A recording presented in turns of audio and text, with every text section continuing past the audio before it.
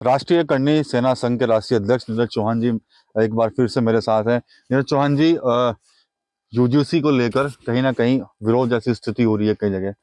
करनी सेना भी इसका विरोध कर रही है। क्या विरोध करने का कारण क्या है, आपत्ति क्या है आप लोगों को?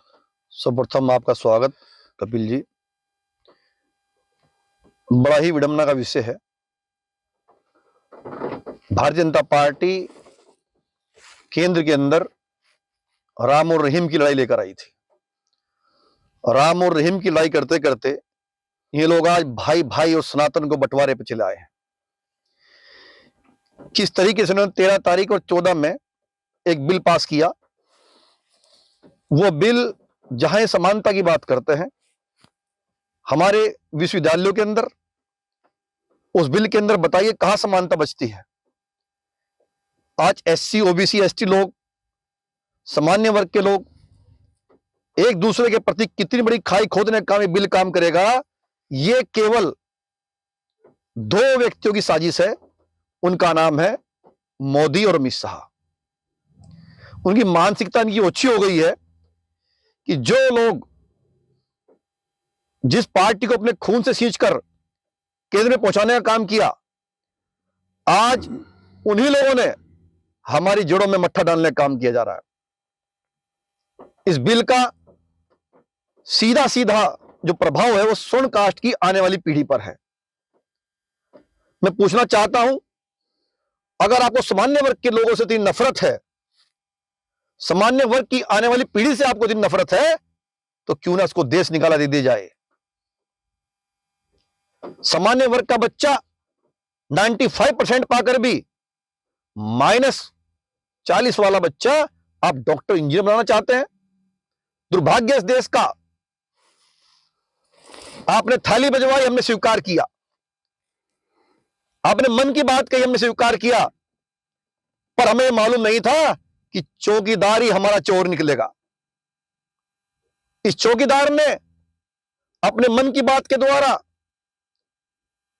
जो आम जनता तक बात पहुंचाई, सामान्य वर्ग को मालूम नहीं था कि ये मन की बात नहीं, ये काले मन की बात करता है।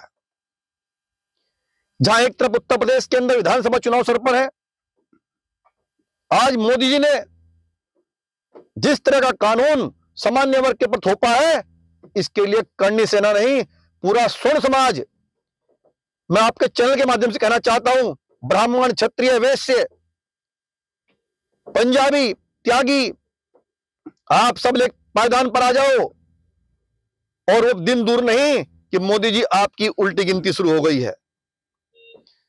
जब जब वक्त खराब आता है, उससे पहले भगवान मानसिकता और दिमाग को खराब कर देता है। वही काम आपने किया। ईडब्ल्यूएस को हम सरलीकरण चाह रहे थे कि सरल भाषा में ईडब्ल्यूएस को पेश किया जाए। आपने उसको हमारे सामने कांटे बोने का काम किया।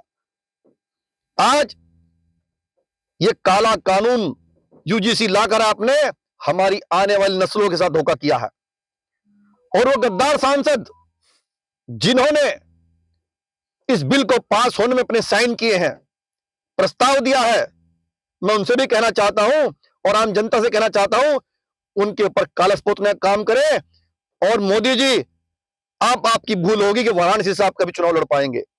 पूरा ब्राह्मण समाज, क्षत्रिय समाज, सामान्य वर्ग का समाज आपको वाराणसी से इलेक्शन नहीं लड़ने देगा, और लड़ भी गए तो हार का मुंह आपको देखना पड़ेगा। क्या रणनीति बना रहे हैं कुछ आप लोग? या पूरे प्रदेश के अंदर आंदोलन होगा, हर देश के, पूरे देश के कोने कोने में आंदोलन होगा, जिला स्तर पर होगा। और बहुत जल्द फरवरी के महीने में 22, 28, 15 फरवरी को हम लोग दिल्ली कूच कर रहे हैं। जंतर मंतर पर घेराव होगा, भूख हड़ताल करेंगे। आज तक सामान्य वर्ग के समाज ने 78 साल, 75 साल के कार्यकाल के हिंदुस्तान के कोई मांग नहीं रखी। जो जो कानून आप इन पर थोपते रहे, सामान्य वर्ग का व्यक्ति उसे स्वीकार करता रहा सिर झुकाकर।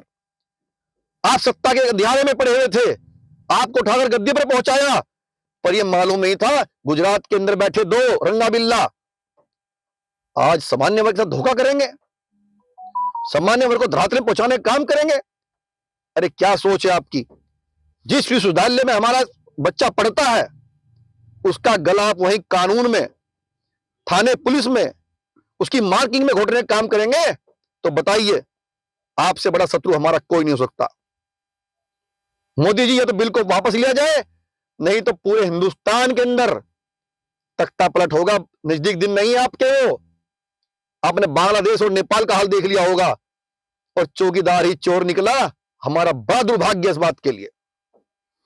चलिए ठीक है। तो राष्ट्रीय करनी सेना संघ के राष्ट्रीय अध्यक्ष नीरज चौहान काफी गुस्से में है यूजीसी को लेकर, साफ तौर पर रणनीति बना रहे हैं करनी सेना संघ की तरफ से कि भाई तमाम जो स्वर्ण समाज के लोग हैं उनको एक साथ जोड़ा जाएगा और एक बड़ा आंदोलन जो है वो शुरू किया जाएगा टीम 9 यूपी के लिए, सहारनपुर से विकास करके।